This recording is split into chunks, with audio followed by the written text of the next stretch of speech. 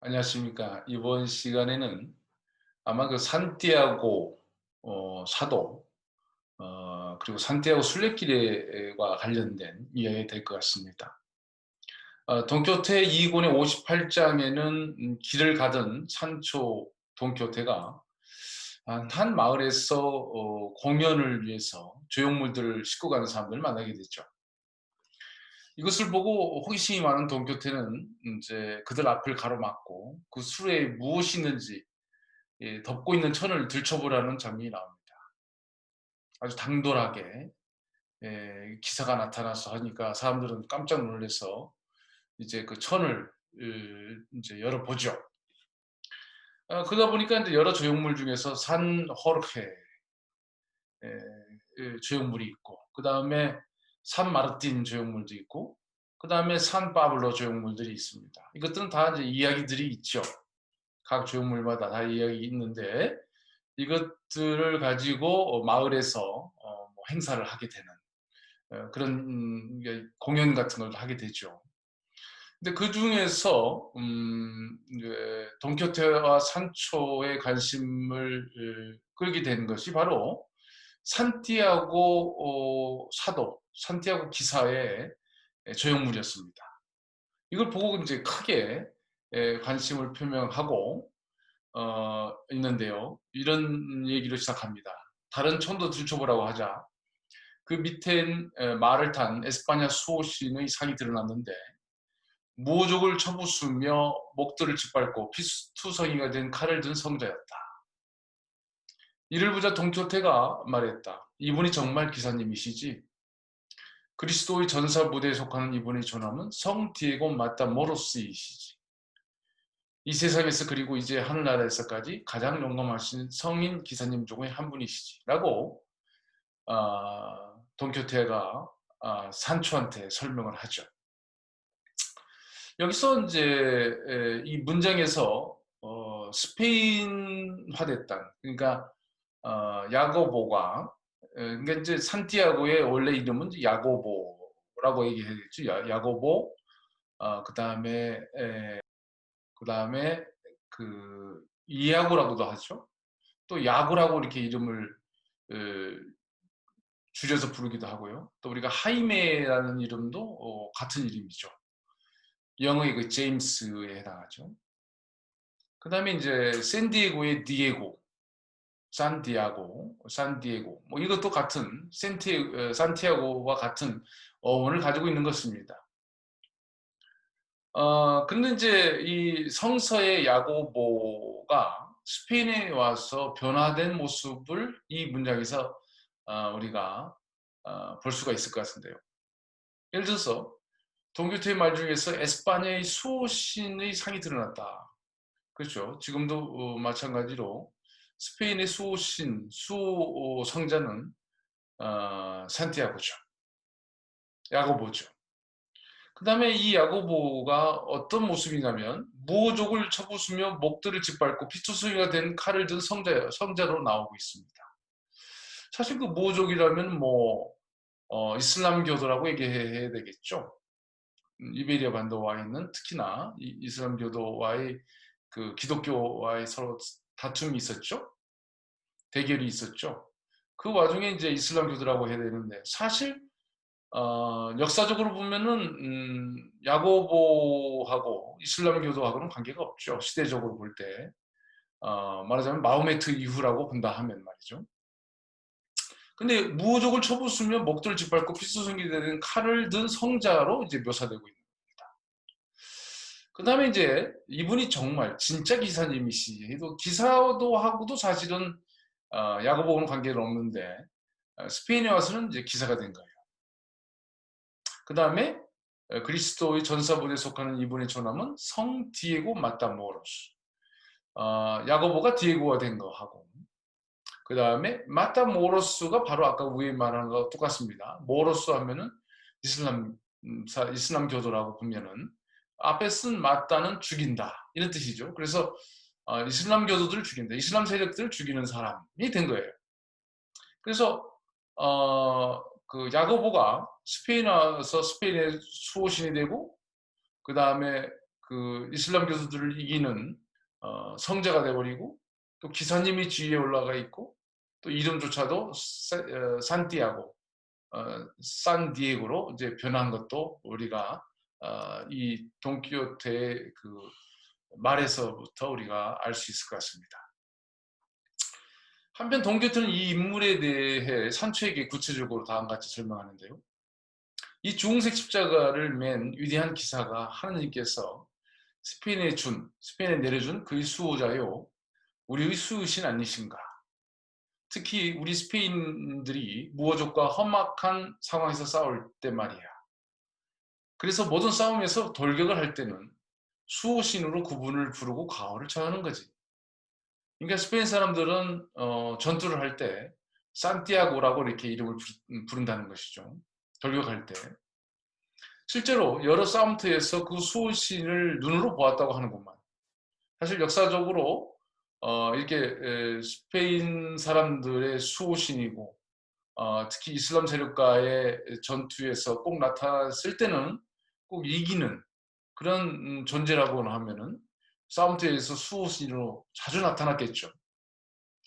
아가르의 후손 회교도 군대를 치고받고 쳐부수고 죽이는 그분 말이야.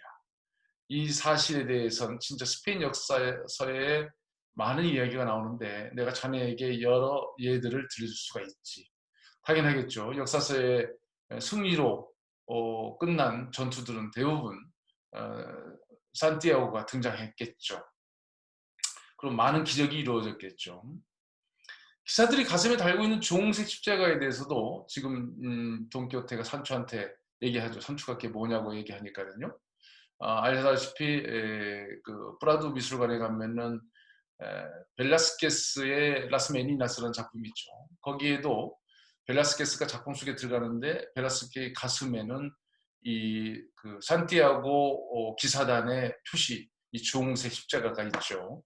이것처럼 모든 스페인 사람들한테는 이게 대단히 큰 영광의 징표였었던 것 같습니다. 사실 이제 스페인의 역사는 뭐 처음부터 설명하자면 켈트족, 이베로족 뭐 쭉 나옵니다만은 로마 제국 이후의 역사만 봐도 로마가 뭐 영국 땅까지 그리고 저 밑에까지 아라비아까지도 차지했고 그리스는 물론 그 동쪽으로도 많이 갔죠. 이러한 로마 제국의 영토에서 점점 이제 아시다시피 훈족이 진출하고 서쪽으로 가면서 게르만족이 라인강을 넘어가고 스페인에는 이제 이 고트족들, 비시고드들이 들어와서 자리를 잡게 되죠. 이후에 이제 다시 로마 이후에 이제 비시고드들이 들어왔고 그 이후에 다시 기독교화가 됐고 그런 사이에 이제 711년에는 그 히브랄타를 통해서 이슬람 세력이 이제 이베리아 반도에 들어오게 되는데 마호메트가 이제 570년부터 632년까지 생존했는데 마호메트의 등장으로 이제 이슬람 세력이 통일을 하고 확장하게 됐죠. 그 와중에 이제 이베리아 반도의 진출이 711년인 것과 동시에 637년에는 에루살렘이 함락되는 일이 벌어지죠. 이 기독교인들한테는 중요한 뭐 핵심, 지금도 그렇겠습니다만은 가장 성지에 해당하는 에루살렘이 이슬람에 의해서 함락됐다는 그 사실, 그 이후부터 또 우리는 십자군이라고 하는 것도 기억을 해야 되겠죠. 그래서 십자군과 십자군 원정하면은 이제 여러 차례의 원정 기간을 합해가지고 대략 1095년부터 1291년 사이를 십자군 시대로 말합니다. 그냥 사실 그 이베리아 반도에 이슬람 세력이 들어와서 그에 대해서 저항하고 나중에 이들을 몰아내는 역사를 감안한다면 사실은 스페인에 들어왔을 때부터 스페인에서 나갈 때까지 몰아낼 때까지 711년부터 1492년까지 전체 역사가 어쩌면은 기독교의 어떤 저항 그리고 예루살렘을 다시 회복하기 위한 그러한 십자군의 기간으로 확장될 수 있을 거라는 생각이 듭니다. 637년에 예루살렘이 함락됐지만 그 와중에 제1차 원정에 의해서 1099년에는 예루살렘을 또 회복하는 그런 과정도 있겠죠. 이제 이렇게 이제 이슬람 세계와 이런 기독교 세계 사이에서도 우리가 기억할 작품 중에 하나는 그 마르코 폴로의 움직임이죠. 그 마르코 폴로는 이 거의 십자군이 기간이라고 하는 1291년쯤 그 예루살렘을 가기도 했죠. 그리고 그 전에는 또 이 이슬람 세계에 의해서 동쪽으로 가는 것이 막혀지는 그런 시대도 겪게 되는 그런 것을 우리가 기억할 수 있을 것 같습니다. 한편 스페인에서 이슬람 세계를 몰아내는 운동, 활동이 이제 이것을 이제 레콘키스타라고 얘기하고 국토 회복 운동이라고 말하고 있는데요. 이것은 그 가장 첫 번째 사건 중에 하나가 스페인 북부로 진격하던 이슬람 세력들이 스페인 북부의 그 산악 지형에 이제 막히게 됐죠. 사실 여기서 뚫렸으면은 뭐 계속해서 피레네를 넘어서 프랑스까지, 지금의 프랑스 땅까지도 계속하고 유럽이 어떻게 판도가 변했을지는 모르겠습니다만은 이 저쪽 아프리카 북부를 지나서 이베리아 반도를 통과했던 이 이슬람 세력들의 그 어떤 바람이랄까요? 힘은 대단해서 스페인을 삽시간에 이렇게 휩쓸고 갔는데요. 이것을 저지한 사람이 바로 이제 722년에 꼬바동과에서의 펠라요 왕이었죠. 여기서 저지되면서 국토회복 운동은 이제 시작됐다고 봐야 되겠는데요. 기독교 왕국과 이슬람 왕국 간의 이제 대결이라고 볼 수 있겠죠. 그래서 지금 꼬바동가의 그 펠라요는 스페인 왕가가 이제 뭐 합스부르크 왕가, 보르봉 왕가하고 쭉 있고 그 전에도 여러 왕국들이 있었기 때문에 왕들이 엄청 많습니다만은 이 첫 번째 왕으로 치는 왕이 바로 이 펠라요 왕이죠. 이제 그래서 그만큼 이 꼬바동가 전투는 중요한 의미를 스페인에서 가지고 있다고 생각하시면 될 것 같습니다. 우리가 잘 알고 있는 프랑스 문학의 최초 서사시인 롤랑의 노래 내용도 사실 이슬람 세력과의 대결과 그 이야기죠. 뭐 바스크인에 의해서 이제 롤랑이 죽었다는 게 이제 역사적인 사실이라고 그러는데 작품 속에는 이제 이슬람에 의해서 이제 죽게 되는 이슬람 세력에 의해서 저기 그 대열의 후미에서 롤랑이 죽게 되는 이야기로 이제 롤랑의 노래가 꾸며지게 되는데요. 산티아고 순례길이 프랑스에서 연유한 것도 롤랑의 이야기와 연관되어 있다고 생각하면 될 것 같습니다. 프랑스 말하자면 문학의 첫 번째 작품이 롤랑의 노래라고 볼 수 있기 때문에 그렇죠. 롤랑의 노래에 대해서는 다른 시간에 다루기로 하고 산티아고 순례길을 걷게 되면은 바로 이 그 론세스 바이에스라고 하는 지역이 있는데요. 여기 한번 가보셨으면 좋을 것 같아요. 그러면 그 롤랑 이야기의 무대가 되는 것이죠. 그래서 그 조형물들도 있고 그렇습니다. 어쨌든 롤랑의 그 마테야 델 론세스 바이에스, 론세스 바이에스에서의 그 전투는 778년에 있었던 역사적인 사건이었죠. 이렇게 레콩키스타가 계속 진행되는데 중요한 사건이 하나 발견되죠. 그건 뭐냐면은 야고보라고 하는 사도행전 12장 2절에 나오는 이 인물이 그 무덤이 발견됐다고 하는 사건이 있죠. 물론 그 땅끝까지 복음을 전파하고 돌아와서 첫 번째 이제 순교자가 되는 인물로 죽은 것은 예루살렘이죠. 근데 이제 무덤이 813년에 이제 발견됐다는 거예요. 그것도 스페인 땅에서. 그 지금도 이제 거기에 이제 순례길의 최종 목적지가 되기도 하지만은 그 당시는 하나의 그 뭐 도시가 아니었겠죠. 그래서 별들이 알려주는 대로 거기를 가서 땅을 파보니까 거기에 이제 야고보의 무덤이 있었다 해서 붙여진 이름이 산티아고 데 콤포스텔라, campo de estrella. 그러니까 별들의 평원이란 뜻이겠죠. 그래서 지금 그 도시의 이름을 이제 그렇게 짓게 됐는데요. 어쨌든 간에 그 레콩키스타의 와중에 813년에 말하자면 한 이제 이슬람 세계 세력이 스페인 온 한 100년 이후군요. 그때 한참 레콩키스트가 진행될 때 산티아고 무덤이 발견됐다는 사실은 아주 중요한 역사적인 사건이었죠. 그래서 이제 성서 속 산티아고 사도가 전투에서 나타나서 기독교 군대가 이슬람 세력을 이겼다는 사건이 발생했는데, 말하자면 이때부터 기독교 사도 야고보는 이슬람을 이기는 전투의 성인, 즉 전사, 아까 산초한테 그 동교태 얘기했듯이 마담 모로스로 바뀝니다. 이슬람 교도들을 죽이는 그러한 전사가 돼버리는 것이죠.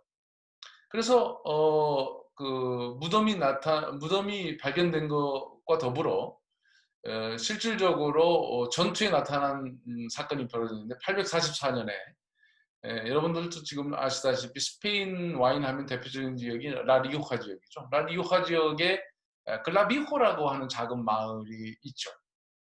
이 클라비호에서의 전투에서 이 산티아고가 나타났다는 거죠. 나타나서 말을 타고 나타나서 이 기독교인들을 지휘하고, 그럼으로써 이제 그 이슬람 세계 세력들을 완전히 이제 이기게 되는 그런 전투가 있었다 해서 클라비호 전투가 유명한 사례가 되겠는데요. 산티아고 나타난 사례가 되는데, 사실 이 위치는 이제 스페인 여름에 여러분들이 팜플로나 소모리 축제에 간다면은 또는 산티아고 순례길을 걷다 보면은 일부러라도 한번 클라비호에 한번 가는 것도 좋을 것 같아요. 클라비호 성은 볼 때 그 평지에서 좀 높게 올라와 있고 그래서 전투하기가 아주 좋은 그런 위치에 있는 것 같습니다. 참고로 그 클라비호 하니까 돈키호테에서도 이 깐다야, 즉 필리핀 사람들이 그 들려준 안토노마시아 공주가 사랑에 빠졌던 평범한 남자 이름이 바로 클라비호예요. 이제 세르반테스가 만든 이름이겠죠. 그런데 이제 지역의 이름 클라비호라고 하는 이름을 따왔고, 또 그 필리핀 깐다야까지 목마를 타고 날아갔다 오는데 그 목마 이름이 클라비네이뉴죠. 그러니까 그 작품 속에서도 표현이 됩니다만은 그 목마에 이제 못을 박아놓고 그 못을 가지고 이제 목마를 조종하게 되는데요. 그래서 이제 그 못이라고 하는 스페인 말의 클라보라고 하는 게 이제 못인데요.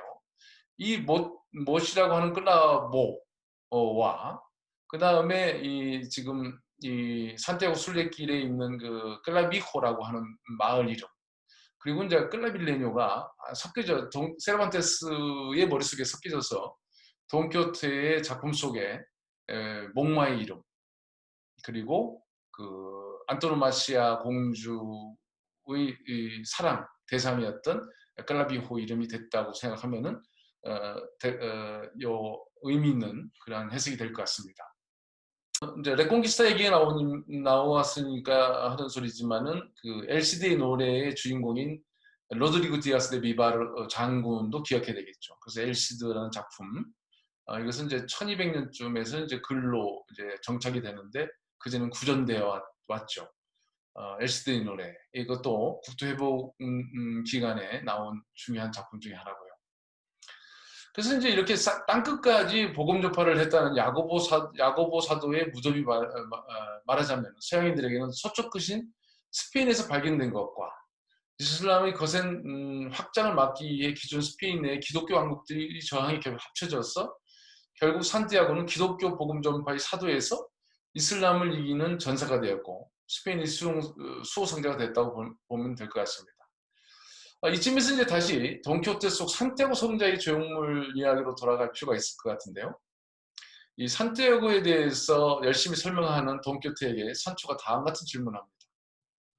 그런데 나리, 한 가지만 말씀해 주세요. 우리 스페인 사람들은 무슨 싸움을 시작할 때 산티아고, 시에라, 에스파냐라고 하는데 그 이유가 뭔가요? 혹시 스페인이 열려져서 닫을 필요가 있다는 건가요? 아니면 뭘 닫으라는 거죠? 사실 이 질문에 대해서 돈키호테는 답을 주지 않고 다음 장면으로 그냥 넘어갑니다만, 그 내용을 보면 해석은 그렇게 어렵지 않을 것 같습니다. 제가 조금 전에 처음부터 설명한 내용까지 한번 머릿속에 놓고 기억해 보면은요. 이 산티아고 뭡니까? 우리 전투를 지휘하시는 산티아고님께서 나타나셨다. 그죠? 근데 그 산초가 질문한 중요한 포인트, 시에라, 닫아라. 스페인 말로 세라를 하면 닫으라는 뜻이고 아브리를 하면 열다는 뜻이죠. 근데 왜 산티아고 다음에 시에라로 했을까요? 그것은 바로 포위 대형을 닫아라, 포위 대형을 좁혀라 이런 뜻이겠죠. 그러니까 이 기독교인 군인들이 이슬람 군인들을 가운데 두고 좌우 앞뒤로 이렇게 포위를 했겠죠. 그리고 나서 이제 산티아고를 외치고 그 다음에 시에라, 포위 대형을 닫아라. 그리고 에스파냐, 스페인을 위해서 전진하자. 뭐 이런 개념으로 하는 것이 바로 산티아고 시에라 에스파냐라고 했겠죠. 네, 산초는 그 질문을 하고 있습니다만 돈키호테는 열심히 다른 건 설명하고 여기에 대해서 설명을 하지 않고 있죠. 네, 뭐 재미있는 해석이 되겠습니다만 이번 시간엔 돈키호테 2권 58장에서 돈키호테와 산초가 길을 가다가 어느 마을에서 공연을 위해서 가져가던 몇몇 주역물들 가운데 산티아고 사도의 인형을 보고 일어난 일에 대해서 말하면서 산티아고 순례길의 그 유래와 기독교 사도가 이슬람 세력을 이기는 전사가 된 사연, 그리고 산티아고, 타다라, 스페인이라고 하는 사람들이 말하고 있는데 그게 무슨 의미인지를 묻는 산초의 질문에 대해 돈키호테는 답을 못했지만 그 의미가 무엇인지 우리를 함께 생각해 봤습니다. 감사합니다.